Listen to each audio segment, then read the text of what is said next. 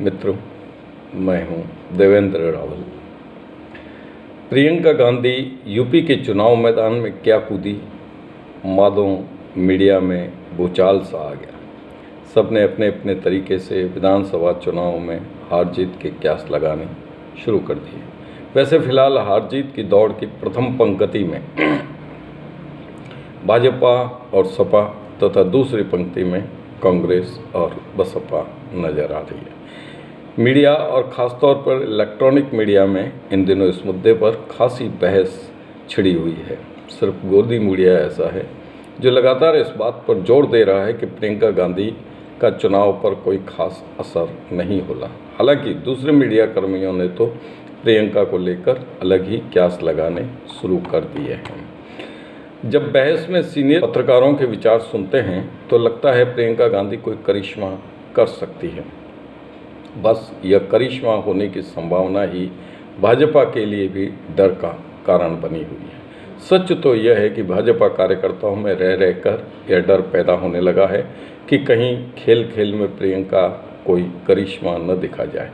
काफ़ी संभव है कि योगी जी के जहन में भी कहीं न कहीं प्रियंका को लेकर डर तो पैदा हुआ होगा, पर वे इस डर का किसी को एहसास होने दें या अपनी पेशानी पर बल पड़ने दें तो फिर वे योगी जी ही क्या।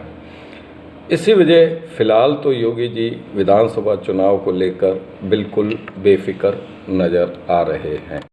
वैसे प्रियंका गांधी को चुनाव में उतारने का मतलब ही साफ है कि यूपी में सालों से वनवास भोग रही कांग्रेस को उस यूपी में सत्तासीन करना है जहां से होकर दिल्ली का रास्ता जाता है।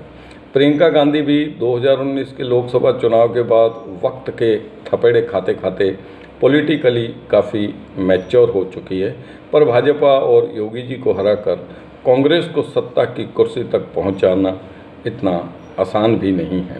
वैसे चुनाव जीतने में जो बातें प्रियंका के खिलाफ जाती है उनमें सबसे बड़ी बात यह है कि कांग्रेस में ग्रास रूट लेवल पर कार्यकर्ताओं की कमी है। कार्यकर्ताओं की कमी के भी कई कारण हैं। यूपी में लंबे अरसे से सत्ता से बाहर रहने से कार्यकर्ता एक एक कर छिटकते रहे। फिर कांग्रेस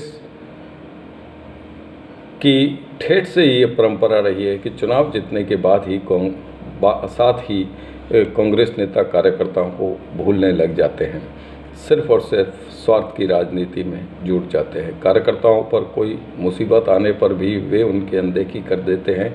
ऐसी स्थिति में प्रियंका गांधी ने जो चुनावी घोषणाएं की हैं उन्हें लोगों तक पहुंचाने तथा उन घोषणाओं के फायदे समझाने वालों की कमी अखड़ने वाली है।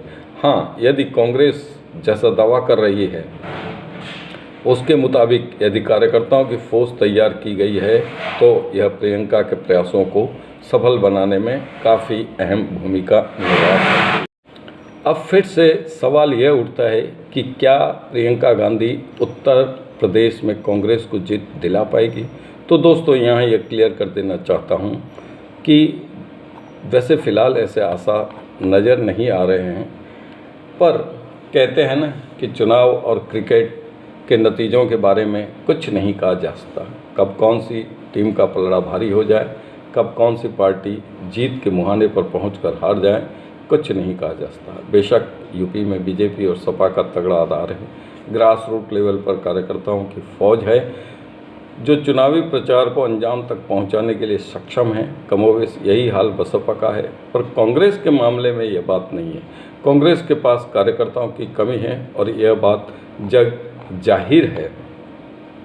नेता चुनावी माहौल तैयार कर लेते हैं, उनकी पार्टी के पक्ष में वोट देने के लिए मोटिवेट कर देते हैं, पर मतदान के दिन वोट डलवाने के लिए मतदाताओं को प्रेरित कर बूथ तक पहुंचाने का असली कार्य कार्यकर्ता ही करते हैं। ऐसी सूरत में अभी से यह क्यास लगाना बेमानी साबित होगा कि प्रियंका गांधी के चुनावी मैदान में कूदने से योगी आदित्यनाथ के लिए खतरा पैदा हो गया है। हाँ, इतना जरूर है कि यदि महंगाई से त्रस्त जनता योगी को सत्ता से पदच्युत करने का फैसला ही कर लें तो अन्य तमाम बातें गौण हो जाती है। आपको याद दिला दें कि इमरजेंसी में लोग इंदिरा गांधी से ज़बरदस्त नाराज़ हो गए थे और इमरजेंसी के बाद हुए चुनाव में लोगों ने ही मन इंदिरा गांधी को पदच्युत करने का फैसला कर करारी शिकस्त दे डाली थी। मसलन राजनीति में होने को कुछ भी हो सकता है। योगी आदित्यनाथ को एंटी इनकम्बेंसी का सामना तो करना ही है, साथ ही महंगाई से त्रस्त जनता सत्तासीन पार्टी के साथ अन्य दलों के नेताओं की चिकनी चुपड़ी बातों पर भी कितना भरोसा करते हैं, यह चुनावी नतीजे ही बताएंगे। यदि ऐसी परिस्थितियां पैदा हो गई तो प्रियंका गांधी के प्रयास रंग ला सकते हैं। कांग्रेस के लिए सत्ता में काबिज होने के चांस बन भी जाए तो कोई आश्चर्य नहीं होगा। धन्यवाद।